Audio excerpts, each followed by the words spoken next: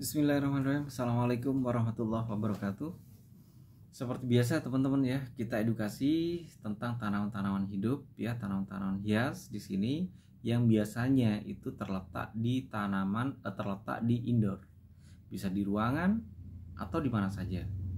Nah, yang sering terjadi terkadang itu melakukan pembiaran terhadap tanaman tersebut.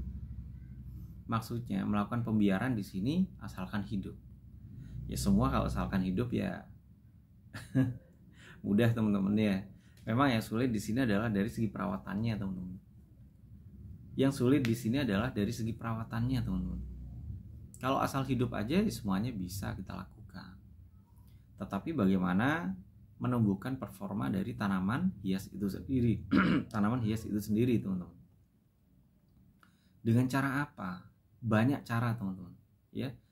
Dari konten-konten sebelumnya itu sudah dijelaskan bagaimana cara merawat tanaman di dalam pot, bagaimana cara merawat tanaman si A, si B, si C itu di tanah, dan bagaimana cara pemupukan dan seterusnya itu sudah ada semua. Ya. Nah, sekarang bagaimana cara untuk merawat tanaman di indoor, teman-teman? Sebetulnya mudah, ya. Mungkin yang pertama di sini saya ada catatan teman-teman ya, ada catatan sedikit di sini bagaimana cara merawat tanaman itu di indoor atau dalam rumah ya. Yang pertama di sini jangan terlalu sering menyiram teman-teman. Ketika tanah atau media tersebut lembab. Jangan dilakukan teman-teman. Kalau sudah lembab kayak begitu jangan melakukan penyiraman lagi. Karena akan mengakibatkan di sini busuknya akar. Kalau akar sudah busuk di sini, wah bahaya teman-teman. Bisa-bisa ya mati. Bagaimana cara untuk mengecek teman-teman ya? Bagaimana cara untuk mengecek agar kita mengetahui bahwasanya media yang ada dalam pot tersebut, khususnya tanaman indoor ya, itu diketahui masih basah. Jangan pernah segan-segan untuk jadi telunjuk teman-teman ya, langsung ya ke tanah tersebut kita gali. Kurang lebih mungkin berapa senti nih ya, kita gali berapa senti. Kalau masih basah di bawah, jangan sekali-sekali menyiram teman-teman, apalagi jenis aglonema. Kalau terus-terusan setiap hari menyiram, yakin pasti akan terjadi pembusukan akar. Ketika sudah terjadi pembusukan akar di sini akan terlihat di sini yang namanya daun itu akan pasti lemas. Dan warnanya juga tidak akan tampak lagi teman-teman. Nah itu, kalau sudah terjadi pembusukan akar, apalagi pembusukan batang, saya yakin mungkin pasti mati nanti. Kalau sudah mati batang tersebut mending dipotong, dicacah ya, mungkin jadi berapa bagian. Kalau misalnya batangnya panjang, tanam lagi, kita ambil tunasnya. Dan yang kedua di sini ya, selain kita mungkin jangan terlalu sering kita menyiram, alasannya sudah kita sebutkan tadi ya, bahwasanya jangan terlalu sering menyiram, menghindari yaitu busuknya pada akar. Yang kedua di sini pastikan di sini mendapat suatu pencahayaan ya. Maksudnya di sini kalau misalnya betul-betul tidak terkena dengan sinar matahari, sekali-sekali bisa dikeluarkan teman-teman. Ya, sekali-sekali bisa dikeluarkan. Agar dapat agar dapat tersinari oleh sinar matahari. Kalau sudah bisa tersinari oleh sinar matahari, maka tanaman tersebut akan bagus, asalkan dengan media yang tepat teman-teman. Yaitu tadi, jangan sering menyiram kalau medianya di sini masih canggung. Sering saya katakan di sini untuk media teman-teman cukup 3 saja ya, 3. Yang pertama di sini itu kita menggunakan kompos. Yang kedua di sini menggunakan sekam bakar. Terus untuk pupuk kandang secukupnya. Itu sudah insya Allah bagus teman-teman. Pasti akar tersebut itu akan berjalan. Dalam pot itu pasti akan berjalan. Jangan lupa penyiraman dan penyiangan ya pada tanaman tersebut. Dan sekali-sekali dijemur. Jemur pagi jam 7 sampai dengan mungkin jam 8, jam 9 selesai, masukkan lagi. Insya Allah aman teman-teman. Nah, dan yang ketiga di sini itu adalah suhu udara dalam ruangan perlu diatur agar tetap lembab.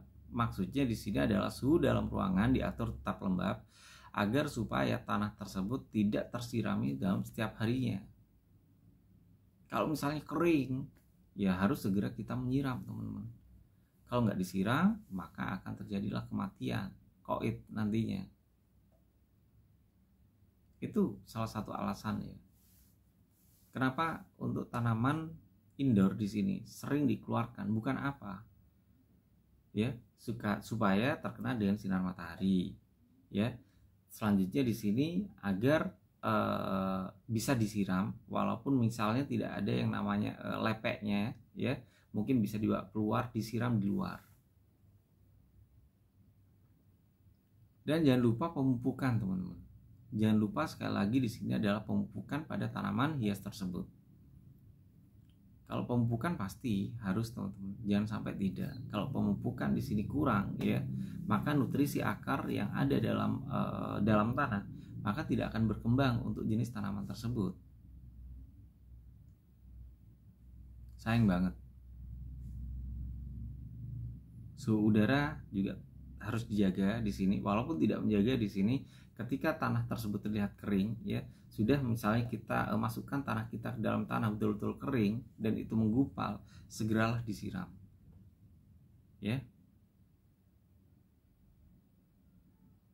Jangan lupa untuk jenis tanahnya, ya atau mungkin medianya, supaya sering digemburkan, teman-teman. Entah menggunakan sendok atau mungkin cetok atau mungkin sendok atau mungkin yang lainnya, bisa menggunakan kayu juga bisa.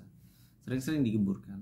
Setelah gembur di sini, lakukan di sini pemberian nutrisi, yaitu adalah dengan menggunakan pemupukan. Bisa menggunakan ZA atau mungkin kita bisa menggunakan SP36. Cukup, teman-teman, secukupnya saja, nggak usah terlalu banyak, secukupnya saja. Dengan menambah nutrisi seperti itu, maka tanaman tersebut akan survive. Jadi untuk tanaman tersebut selain survive, dia akan betul-betul melihatkan keindahannya, melihatkan auranya kepada mereka yang melihat jenis tanaman tersebut. Jangan lupa untuk nutrisinya, teman-teman. Terkadang hanya nyiram, tapi di sini nggak ada nutrisinya, kan sayang. Sayang banget, teman-teman.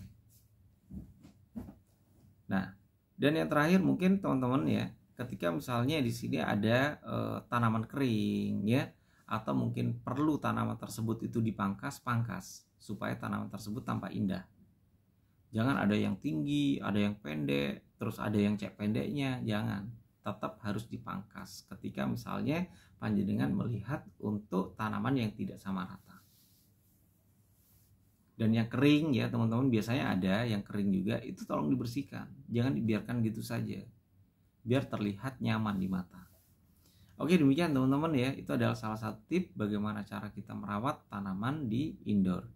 Oke, terima kasih teman-teman. Wabillahi taufiq wal hidayah. Wassalamualaikum warahmatullahi wabarakatuh.